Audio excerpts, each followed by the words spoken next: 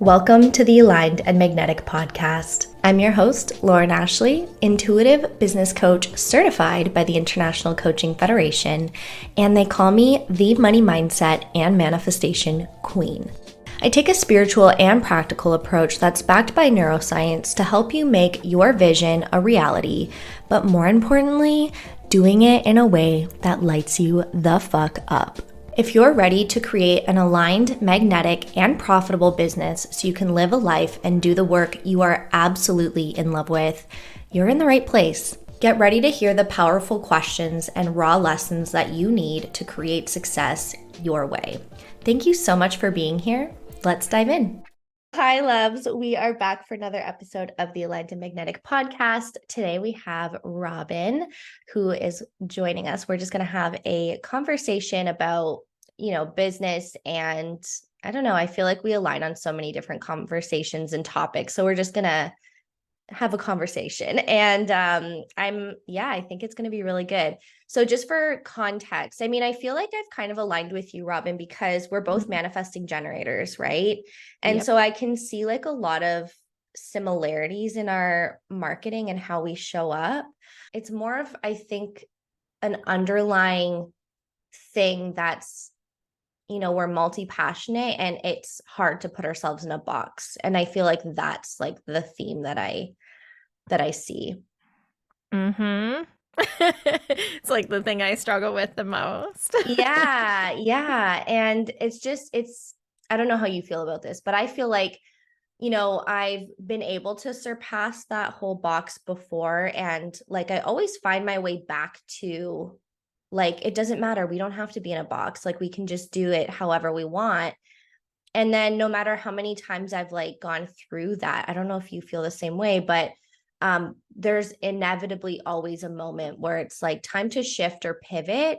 And it's like, I have to put myself back in this box or like really define who I am and how I'm, I guess, marketing myself or promoting myself or sharing my offer.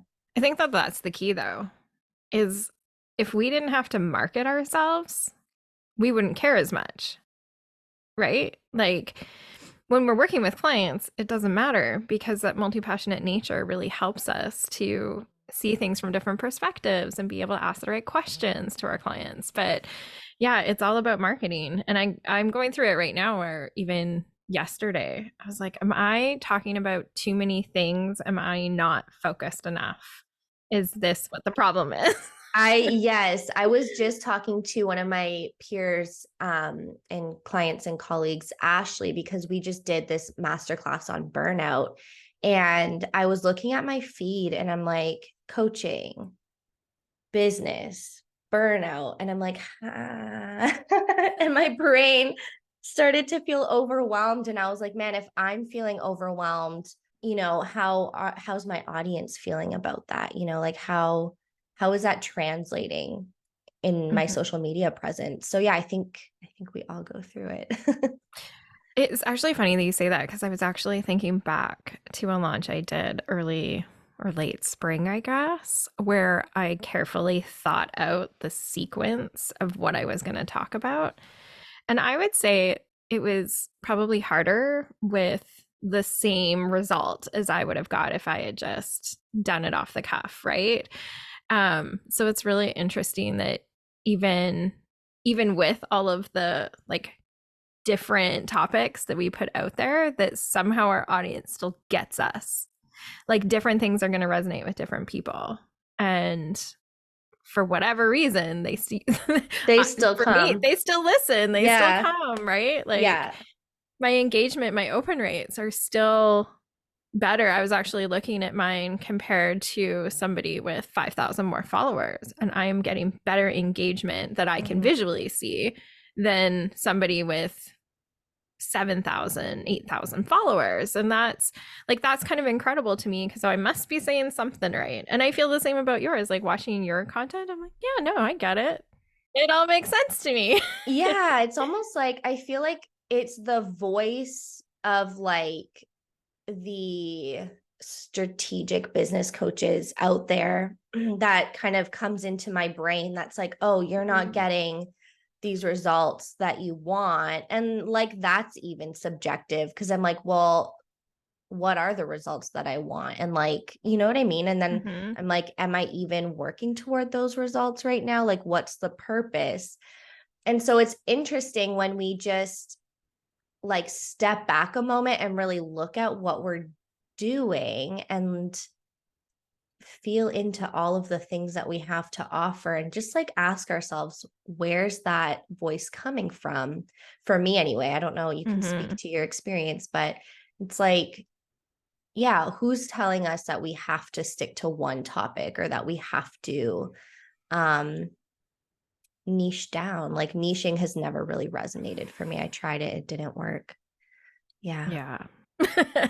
Yeah. Yeah. I had Yeah. to I had to niche my ideal client, I think, more than anything. And I think that helped because Yes, then I could be broad in how I serve them, but totally. understanding exactly who I serve. But yeah, Yeah. niching into something, yeah. Oh my gosh, the amount of titles I've had over the last 4 years. Like, Yeah, let's talk about that. I've had a number of uh, titles too over the last 4 or 5 years. yeah. What's it like to go through that transition like all the time? Um, okay, so I think there's always that part of you that's like, "Ugh, again, I'm switching it again."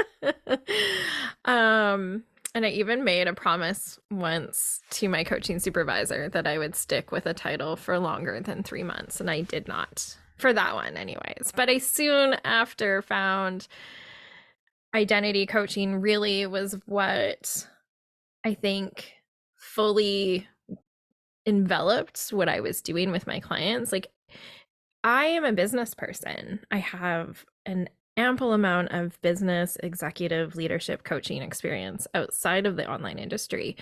And I get clients all the time that come to me for business. But what they walk away with is not just business. And more often than not, it is this focus on them, the person that's in front of me. And we go on this voyage of self discovery and really reclaiming that identity that I think that we put onto ourselves. And I think, tying this back to these many shifts and the many changes that I've had in my titles, I kept focusing my purpose on what I was doing and not who I was. And soon as I realized that I just need to shine the light on who I am, which is so hard when you're this person that's always like trying to be that leader in the background and push others forward, to turn that spotlight on yourself is incredibly uncomfortable. But once I realized that and I could shift that message even for my clients, everything kind of came together. And actually calling myself an identity coach, I has been the longest title I've ever had. It's been over a year now that I've had that. So It's it's, crazy. yeah, it's just kind of interesting. And I think for anybody that struggles with this, and if you're going through this, like pivoting from one title to the next title to the next title, kind of pull back and take a look at, am I focusing too much on my purpose being what I do versus who I Mhm. am? I love that. One of my clients is going through that right now, and she's, in the earlier stages of business. And I'm like, honestly, this is normal what you're going through. Like, Mm-hmm. I pivoted so many times from the moment I began, like even health coaching, right? And my Mm-hmm. business has transformed so much since then. And it's natural. I think we grow so much in the beginning. And I love what you said there about, not identifying so deeply with the title, but more so the purpose. Because that's exactly what it is. I mean, we're going to send ourselves for loops if we continue to try to like define, who we are based on like what we call ourselves. Mm-hmm. So, yeah, just really focusing on putting your best self out there and like your message, and that doesn't really matter what title you give yourself. What's funny? I just finished business coaching with this one coach, and I remember this one coaching call that we had together, and there was so much focus. I didn't realize this till after. There was so much focus and like hyper fixation around what I'm calling myself. And I'm like, when I got off the call, I was like, wait, but like that doesn't matter to me. I was Yeah. Like, I don't care what I call myself. Like, people are going to come to me for the message and the content I'm putting out there. Yeah. 100%. Like I wish that was the message that we were hearing more of. Yeah. Because I think that that happens so often where people get so hyper fixated on what to call yourself and what your Instagram bio should look like. Like, who gives a fuck? Yeah. Sorry, can I swear on this podcast? Yes, yes, yes. We love Because I swear will. words. Yeah. Perfect. Yeah. Yeah. It is one of those things. Like, if somebody is hiring you based on what they're seeing in your Instagram, like, mm, they're probably not the best client for you because they haven't Right. really listened to your message and understood who you are as a person and if you're a good fit for them. Like these Yeah. messages that you see of mentors saying, "Oh, somebody dropped into my DM on a Thursday and they're paying me in full for a $20,000 one-to-one on Friday," is like so unreal to me. And I take a look at that and I think automatically, like, is that even going to be the right client for you? Or is this Mm. going to be one of those situations where they don't they jumped too quickly, didn't understand what they were getting into, didn't really fully vet you as the best person for them in this moment, and become a problematic client. And when Right. you're the mentor too that's always complaining about problematic clients and people defaulting on payments, like that's why. Mm-hmm. Yeah, and it's so interesting. Like, I always think too, because I mean, I've had results come in quickly and clients show up out of nowhere. But like you said, my process isn't like fill in an application, decide the next day that you're Mhm. in, and like pay the day after that. And I've actually, yeah, when I see that happening, I'm like, part of me is like, how can I get there? But at the same time, I'm like, that's like the lazy side of me, the lazy side that like just wants to like be in bed and like make money from bed and like not Right. do anything. So but the heart centered, like the real version of me when I'm like my best self and I want to show up and impact, knows that like I got to do my part in connecting with my future clients and like actually seeing if we're a good fit. Because for me personally, I can't tell if someone's a good fit just from an application. Like, yeah. I can get a good sense and I can probably be like, yeah, this person would be great. But when I get on the call with them, and I know other people like teach you to sell in the DMs or whatever, but I need to have an actual conversation to be able to feel somebody out and like really connect with them. Yeah, I agree with you. I even looking at my client roster, even the membership that I have is all people that I've had conversations with. I Mm-hmm. think I've had one person join who I've had, I guess, some conversations in the DMs and I didn't know her well. And Yeah. she joined and then she's turning into a one-to-one, which is great. But for the most part, I'm always working with people I've talked to. And I think that Right. that's fine. Like, would it be nice to have, hundreds of people jumping into it? Sure. Right. That would be, like you said, the easy thing. It would feel good. But then I would feel really awkward about serving those people, I think, I because agree. for me, especially, I get so invested in my clients. It doesn't matter if you're paying me $70 a month or 700 or whatever. I'm invested in your business pretty much the same way. I Mm-hmm. may not give you as much time for $70, but I'm still invested in what you're doing. I still understand your business. I know your business structure. I know your services. I can't do that for people that I don't feel a connection with. I think I energetically repel those people anyway. Yeah, yeah, no, I 100% agree with you on that. And it's so interesting because, I feel like everything that I learned in my first 2 years of business, I feel like I'm just like, I've been undoing it all because Mm-hmm. there was so much conversation around like boundaries and like, well, if someone's paying you $70, then this is the structure that they fit in. And I'm like, I hear that and it's valid. And also, as someone who's really here to serve and support people, like, that's just not, you know what I Mm-hmm. mean? It's just Oh, yeah. not, yeah. Like, to that point, my intake form for the membership is massive and it makes them tell me every single piece of their business. So they're walking into this membership and I can see exactly how their business operates. Like, you're not going to get that in other memberships. Like, that doesn't happen. But Definitely not. that helps me to be quicker at coaching them, at mentoring, right? Right. So, like, why are we putting these boundaries? I would love to talk boundaries. Yeah, let's talk about boundaries. Tell us Boundaries. They piss all of me the off. things. Yeah. I honestly, like, there are times for people who are people pleasing and who are working outside of their contract. And I think that this happens quite often for done for you services. Sure, you need some boundaries. When it comes to coaching, I think that boundaries have become just like out of control, where people are boundarying themselves into this little box and putting themselves up on a pedestal so that their clients can't have access to them, and then shaming them for wanting access, for wanting more. Like those silly messages about my clients are so self-led, they barely even use Voxer, they barely even use the container. Why are they paying you then? Like, what are you there for? Aren't we as coaches there to serve people, there to guide people, there to be their sounding board? And it was really interesting because I worked with a coach who had like a 3 minute, I didn't realize this when I hired her, so now I know better, but she had a 3 minute limit on Voxer messages. I had someone like that too. Yeah. And I was like, what the fuck? My Voxer messages are like 10 minutes long. Right. I need to think this out. So then I would never message her and she'd be like, why aren't you messaging me? And I'm like, because I can't succinctly message you in under 3 minutes on what I'm trying to think of. Like, I'm trying to process it enough myself. But then, like, what's the point? Why do I have you if I'm self-coaching?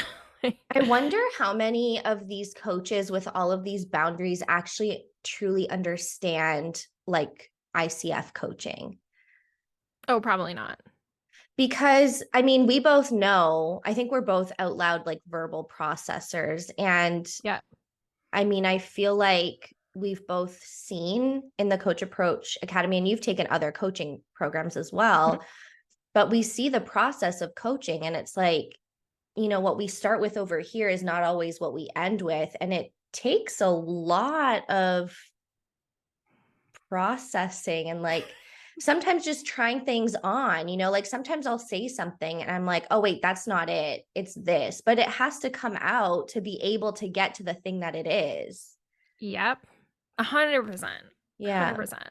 And it's really interesting for me. There was a time where I was like, I'm not even going to offer Voxer coaching because I felt like it was a crutch.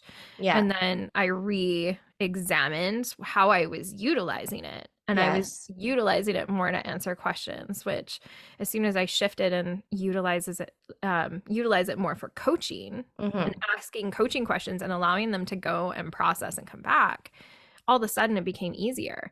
And I start every coaching conversation now or coaching relationship with having all of my clients get in there and do a brain dump.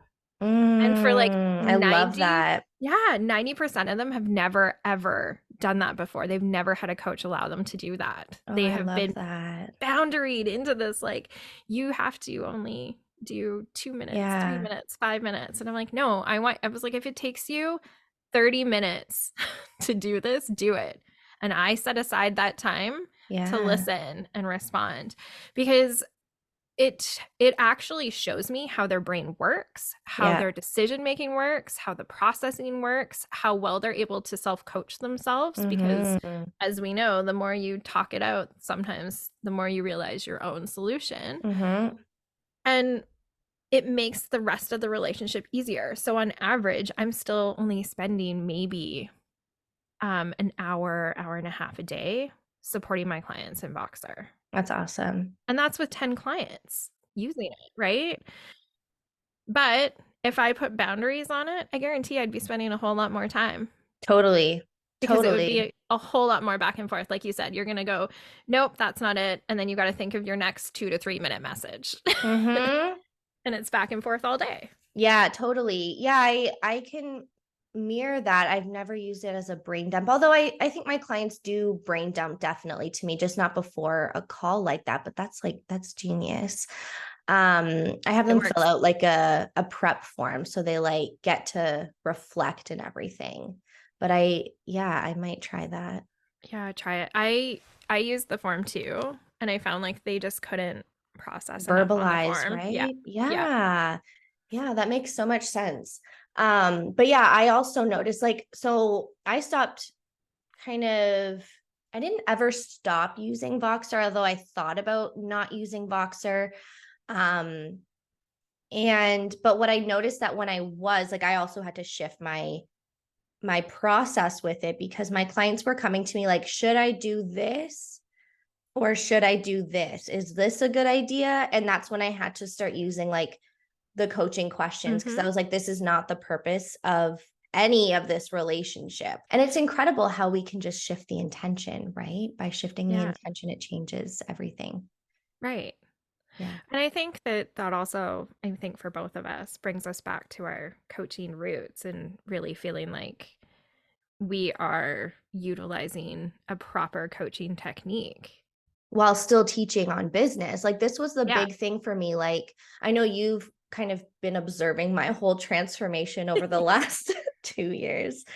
And it's so funny because I released my new Paradigm CEO Mastermind back in 2021, which was like definitely business. But I was so gung ho about not offering or teaching structure because structure had Mm-hmm. put me in so much of a box that I was like, nope, fuck structure. We're not doing structure. Like, we're going to be completely structureless. And I would still teach frameworks, I guess, or like, here's Mm-hmm. generally how this works.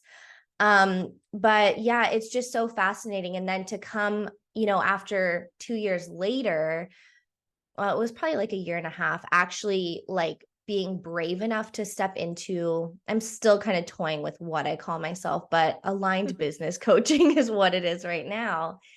Um, but I had so much resistance to calling myself a business coach because of what the industry is. Mm-hmm. But I just like the more I work with my clients and hear how empowered they feel, it makes me feel so good that like I have surpassed that block that was there for me and really figured out how to like still teach business tools and strategies and make it like customized to each client. And so what I realized lately, because I always like do the thing and then I'm like, oh, this is what I'm doing.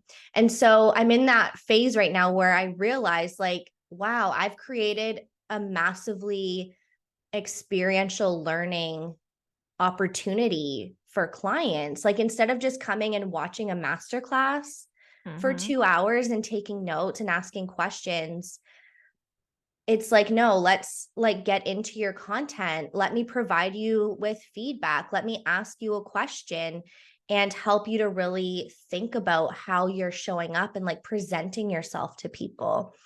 And yeah, so that's where I'm at with that. I don't know where that came from, but Well, no, I think what you're saying and what I love about it is there can be a different way to do business coaching. And I think that there is. And I think we've kind of warped what business coaching is. And people believe that business coaching is all about money, all about marketing, all about sales. And there's so much more to that. And this is where people get into those spirals and feeling not good enough because they're not hitting whatever magical number it is this month and doing it in record time. But it's because, yeah, we've warped what business coaching is. Whereas, like, business coaching really should be focused on the business in front of you and yeah, giving them, like you said, give them the tools, give them the theory, right?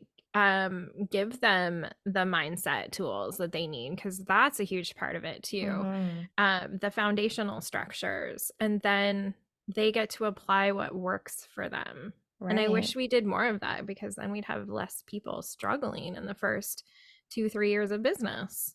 Well, and this is something I realized too, because I was talking to one of my friends about it. Like, sometimes I'm really hard on myself because I'm like, man, like I haven't done nearly what like this person's done, you know? And I was in learning about business. I started learning about business and building my business before other people in my coaching cohort or group at the time did. So I was technically ahead, but when it came to my results, I felt so behind. And at the same time, like I can see that and be like, well, you know, my message would not be anywhere near what it is today if I hadn't struggled. Mm-hmm. So I think there's like a divine purpose for all of it.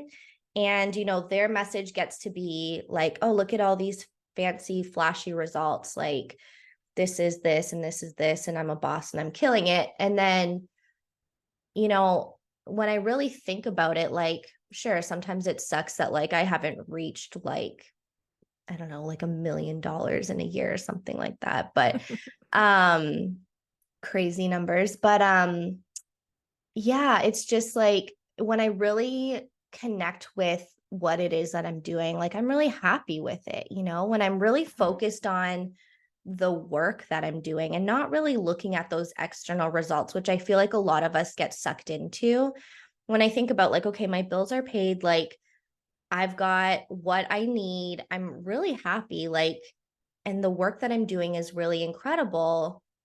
Can I just be okay with that, you know? Yeah. Yes. Yeah. Yes. Yes, I can. Yes, I can. I actually did the numbers once. I was running the numbers on what it would look like for my business at 250,000 versus 500,000 a year. Hmm. And what I would need team wise, what I would need systems wise, et cetera, et cetera. And when it came to my actual take home pay, doubling my business revenue, I think I would get an extra 5 or 10,000 a year. Yeah. But I Yeah. would have to work more. I'd have to manage more people. I Yeah. would be responsible for more clients. And I was like, you know what? No. I'm good. I think Yeah. I know where my sweet spot is, right? But Yeah. you look at those, like I know for me, there's people that I've compared myself to in the past that are making millions every Mhm. year. And I look at that and I think, I actually don't want that now. Yeah. But it's a hard because sometimes you're looking at this and be like, how? How are you Hmm. getting this? But that being said, too, I think for certain people that I've compared myself to, I wonder in 3 to 5 years' time if they will still be as profitable as they are right now. Right. Or Yeah. have, like, are we playing the long game by building a foundation, figuring out who we are, figuring out what we really want to focus Right. on, what our Right. actual revenue numbers want to be, and we're happier in the long run? Are we going to burn Yeah. out? No.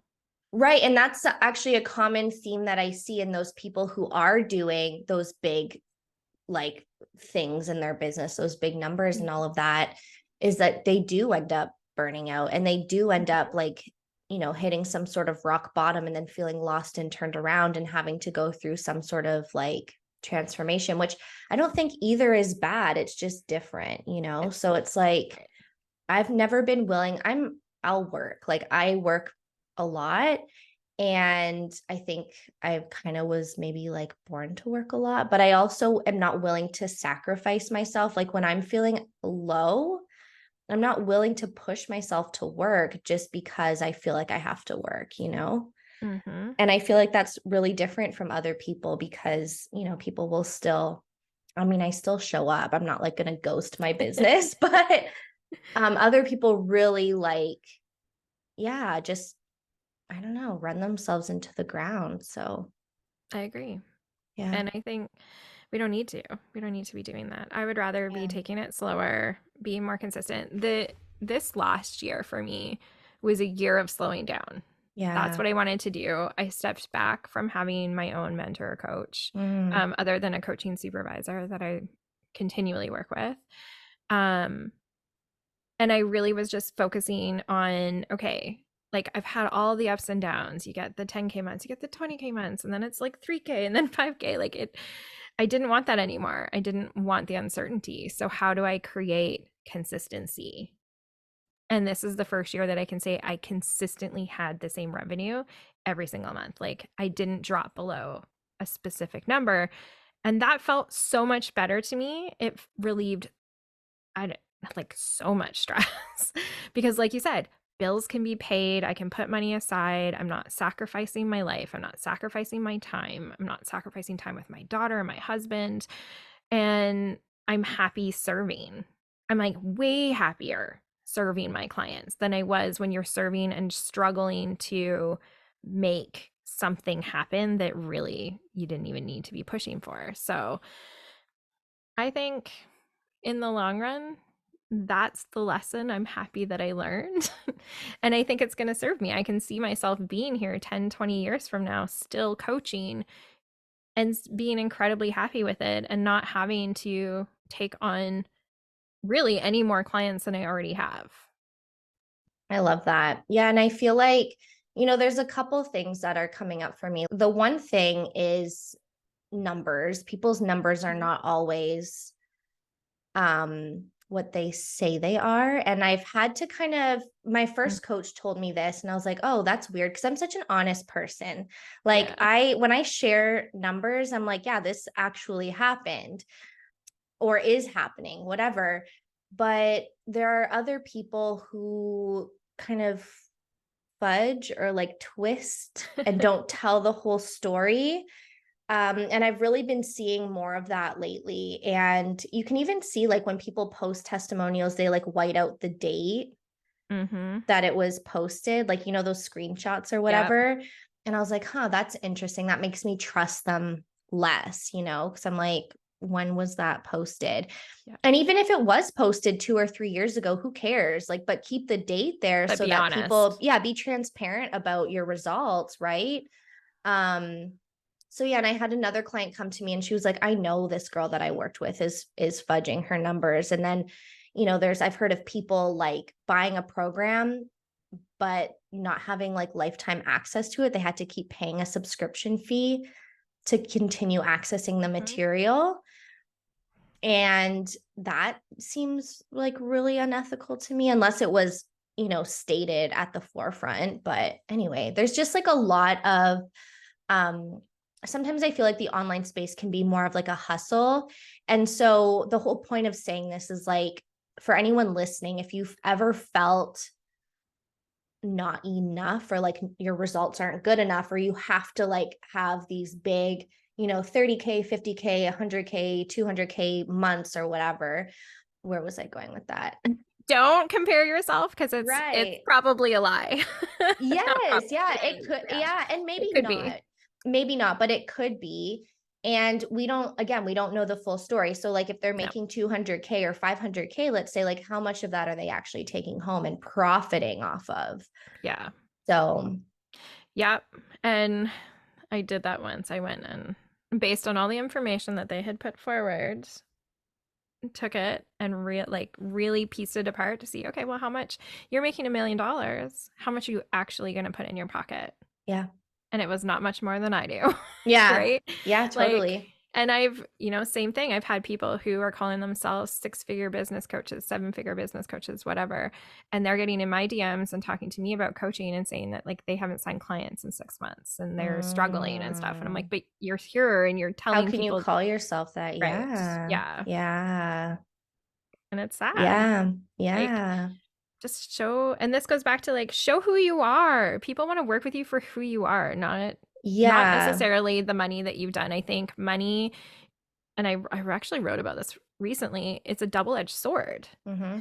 because yes, it's incredibly motivational. We all need it. We all want it. We all need it for safety and security of our person. But when you are continually putting that message out, you're going to also attract people who need it and need it desperately. Mm-hmm. And Yeah. that is no way to start a coaching relationship.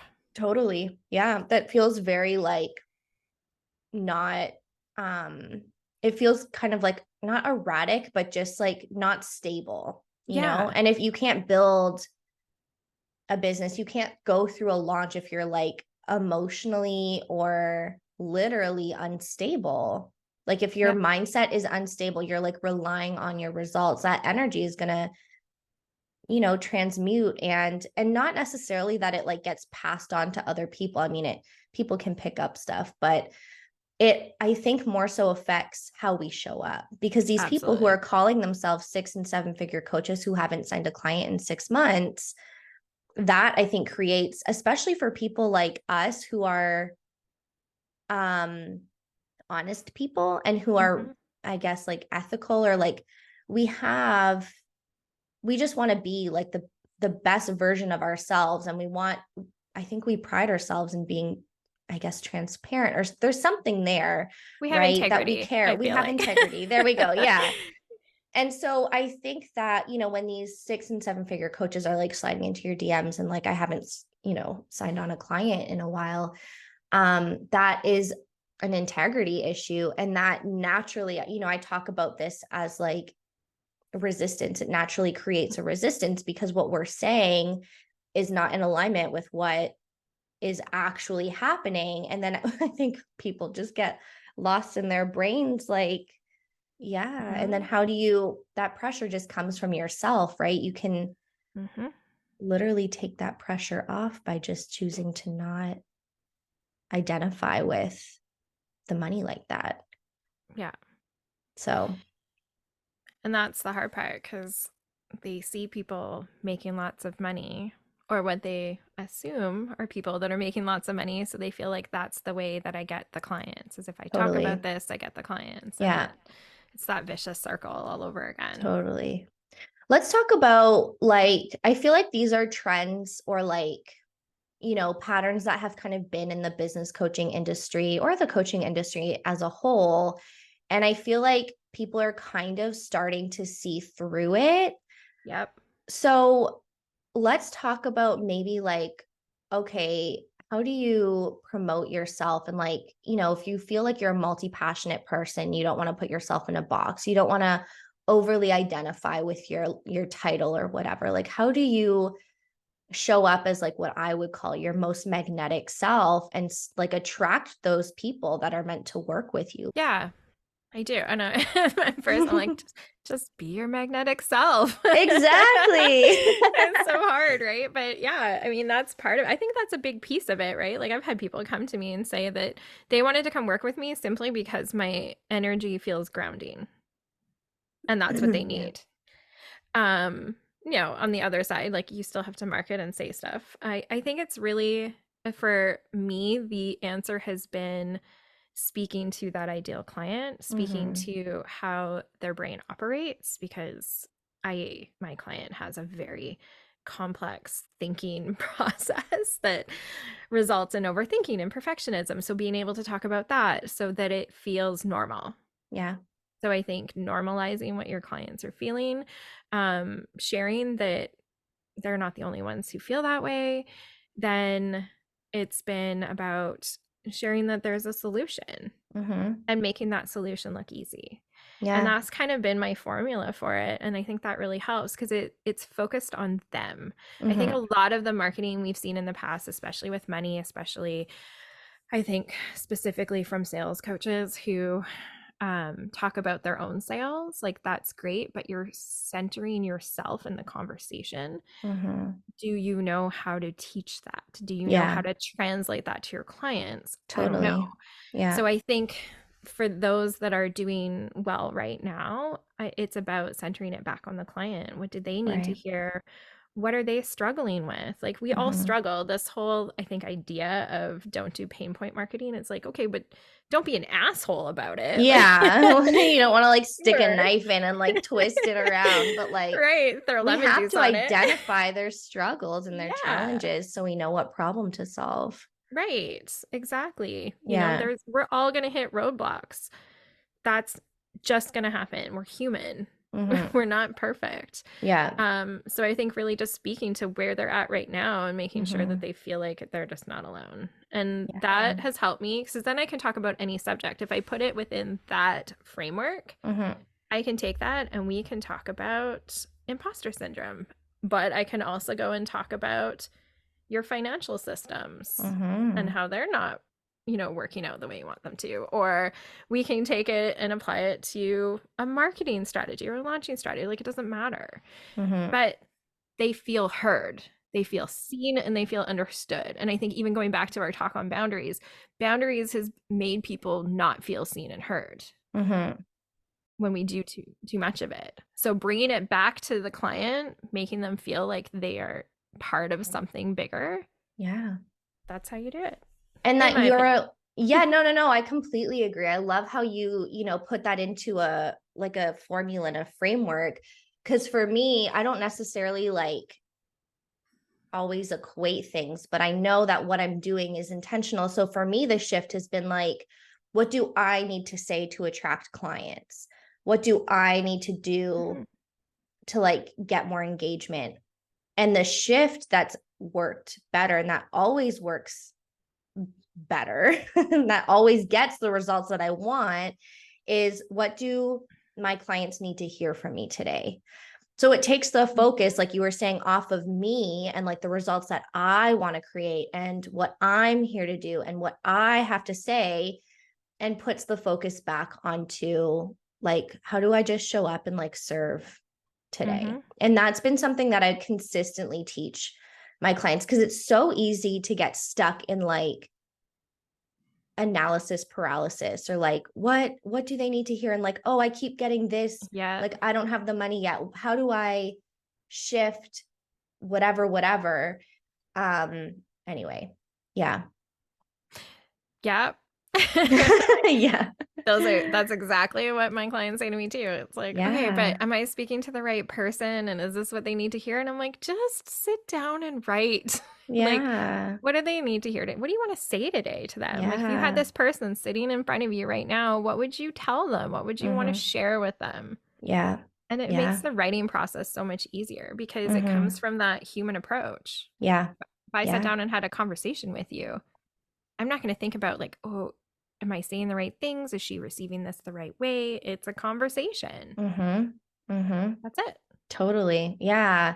And yeah, just like feeling heard. So this is something I talk a lot about when I teach on sales, because I feel like Mm-hmm.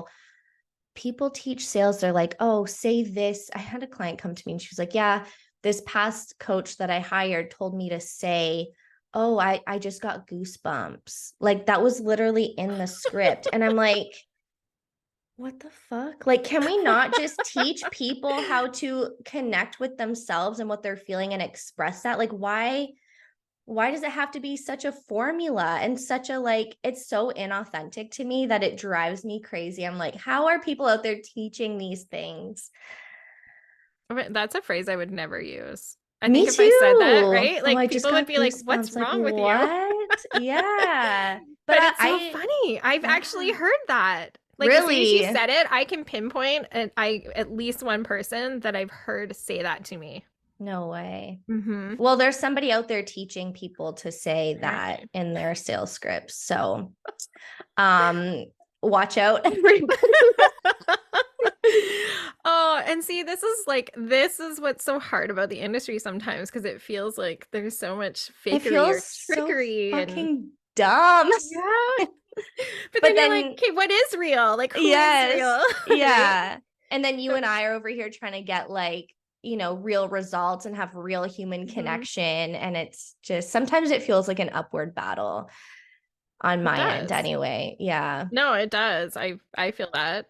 But then I always come back to, okay, but trust that you're gonna Yeah. find the right person and you're not gonna get like I haven't had a client issue since May 2021, Oh my God, me too. right? It was like no, it was Yeah, June 2020 for me. And I knew that it was going to be an issue, but I didn't listen to myself. exactly.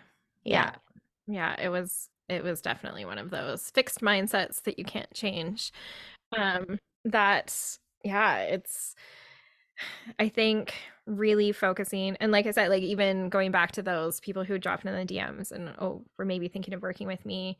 I'm like, yeah, no, not until you change your bios. Like I'm not going to work with people who aren't going to be in integrity with yeah. If you're not going to be ethical here, like I don't care if you stretch a story and one of the things that I teach my clients, especially clients like I work with a lot of private clients who you wouldn't know that I'm their coach. Mm-hmm. You wouldn't. So I can't exactly tell their story in full Mm-hmm. because it would be very clear who I'm working with. So I do have to sometimes stretch the story a little bit and change details a little bit. And I think that that is different Mm-hmm. than putting like this is a transformation or this is a revenue result and it's untrue or it's lacking clarity. Like I had a 61K week is different than I've had $61,000 in sales this week or $61,000 in cash this week. Like there are differences in that. Yeah. Yeah, exactly. I don't even know where that number came from, but it's flashing. 61. Whatever. Maybe someone needed to hear that number 61. today. I guess so. Yeah, no, I 100% agree. And that to me as a beginner entrepreneur wasn't clear. Like when I was seeing all those numbers, and then I found out that like, oh, there's a difference between cash received and like sales, right? Because when someone makes sales, they're usually their client is on like a payment plan or it's like promised income that sometimes doesn't always come through, especially if you have problematic clients or you're like taking on clients that aren't a good fit. And yeah, then I realized like, oh, so, technically, someone could have like a 61K week and that could be it for the year. Right. Well, Technically, right. Like that, let's round it to 60,000, Mm-hmm. right? If you just did a $60,000 contract, but you're serving them for a year, that's 5,000 a month. Mm-hmm. That's not quite as grand and as big as I got 60,000 today, For sure. Even if you got it all in cash today, it still stretches out over that year of Yeah. serving Yeah. them and it limits you to who you can serve because Yeah. now one spot is gone for a year. Mm-hmm. It's all about context. And I think, speaking to trends, I think people are seeing it now. I Yeah. think honestly, like we were talking about this before we started recording, but even the introduction of threads, I feel like has really like lifted the veil a little bit Yeah. on the industry. And I think people are being really honest about things that they've seen and they've heard. And I'm sure that it sometimes feels a little negative or catty, but it's also like refreshing to see so much honesty about things we all knew were going on. Yeah. But no one was saying it. No one wanted to say it because then you'd be that person. Right. And that's like, let's talk about that for a sec, because I feel like, we both kind of related on how Instagram started to feel like this hot girl marketing kind of like, or hot girl summer kind of vibe. Right. And it was like, we're the cool people, you're not. And I've never been part of like the popular group. So I was definitely not like in there. Yeah. But I think it's hard. Like I definitely tried to like still, show up in a way that was like attractive. And, people are out there teaching these absurd things. Like I saw somebody be like, oh my God, I saw this person respond to a Facebook comment, and the Facebook request for help was like, help me to attract clients. And I click on this woman posted, and this, like, I really don't want to bash people or talk shit, but like, man, have go just integrity. It's The integrity piece, right? So her like 6-step process to attract more clients was, the first one was post or get your scroll stopping selfie. And I'm like, that has nothing to do with attracting clients. A selfie? But it does, because it speaks to that vanity that we have sometimes. Right. Like, right? Yeah. But it doesn't mean you're attracting the right people.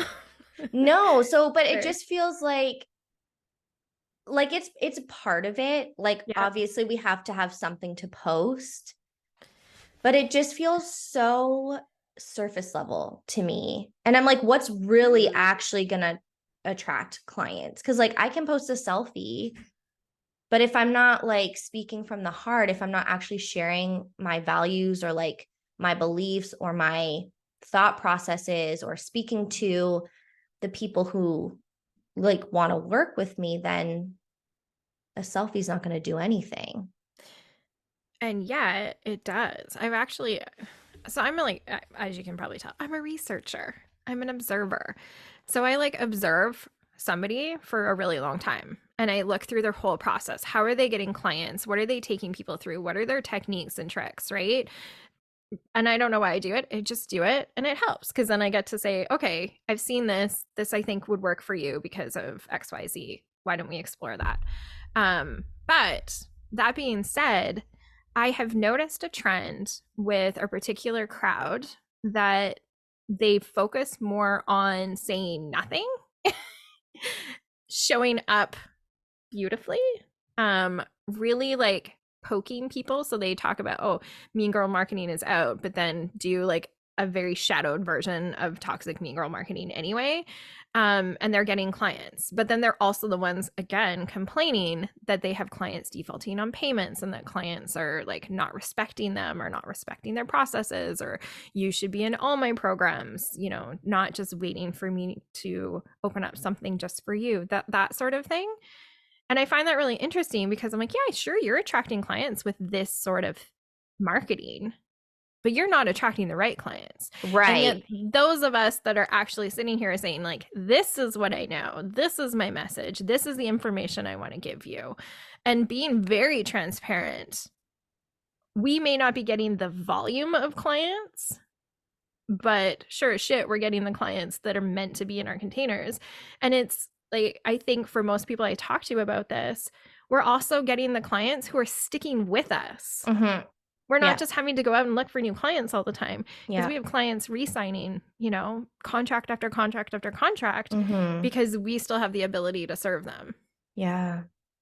Yeah, you're so right, because I have seen that and I've always wondered like how my immediate assumption is that it's just all made up, that they're not getting clients, because I'm like, how the fuck does somebody get clients by just doing that? I've like tried, just like putting fun selfies and stuff, and it's like it doesn't work. Like that was a tactic I tried, Mm-hmm. during my whole like hibernation phase a year and a half, 2 years ago. And yeah, it just, so it's interesting. What comes to mind is human design. Do you Mm-hmm. remember what your profile is? Yeah, I'm a 6'2". Oh, Yeah. interesting. Interesting. Yeah. So I just wonder, like, I notice a lot of fives, like people with a five in Mm-hmm. their profile can pull that strategy off. The Yes. charismatic, like, Yes. oh, here's my selfie and here's what I'm up to. And fives have this sort of like allure to them. Oh Mm-hmm. my God. And what's so interesting too that I just remembered is there's something in one of the books that I read on human design. It says something around like, be careful not to oversell, or like, when you lift the veil, is like what behind it actually true, Mm-hmm. because they can tend to, and this isn't a bad thing, it's just something to be aware of, but they can tend to kind of, you know, build this whole illusion that's like, behind the illusion. I mean, it's obviously an illusion. So Yeah. it's interesting Oh, how interesting. energetics and personality, I mean, I guess, so the lines are more your personality. So it's just fascinating how all of that kind of comes into play. So you Yeah. like to observe like what works. I like to connect it back to human design and be like, okay, what's working for like each different Yeah. design, profile, like all of those things. So As soon as you said fives, I was like, yep, it yeah. totally is fives that do that. Yeah. Yeah, 100%. It's so, yeah. I'm just like, now I'm thinking about all the things I've been told that people have taught coming Yeah. from that same group, like intrusive eye contact in your videos. Have Oh, you heard of this? Where no. you make this really intense, like very intrusive, like I'm staring right through you type of eye contact Ew. as a method for sales. Ew. That gives me goosebumps. But they do. And it's these things. And I'm like, you know what? I would rather do my thoughts. Like I always look up. I'd rather do that. And Yeah. you can listen to my words, and if it resonates, great. And if you think I'm boring, fine, move on. Right. Yeah. I'm always like looking somewhere else. I'm like, should I be looking like at the Yeah. camera? And I'm like off in my world trying to pull the information in. But yeah, it's what works. And I think the moral of all of this is like understanding, for me, human design has been so helpful because it's like, okay, these things work for these people, these things work for these people, and this is what works for me. And I think the more that we can lean into that, like what works for us and what we feel called to do, I think the better off we are in general. Like not just with business results, but in life too. Everything. Like fuck what other people say, fuck what other people do. Like just keep focusing on what you are here to do. Yep.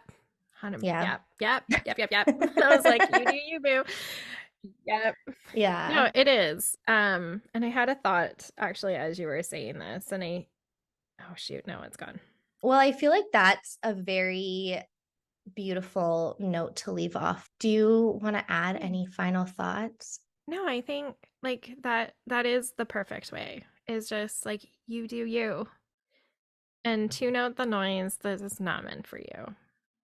And really be discerning on who you work with. Like, yeah, get to know them. And if they don't want to get to know you, then they're probably not meant to be in your world. Yeah, definitely. You know, when you're looking at other people's content and if their voice is making your head spin, I feel like that's not the right content for us to be digesting.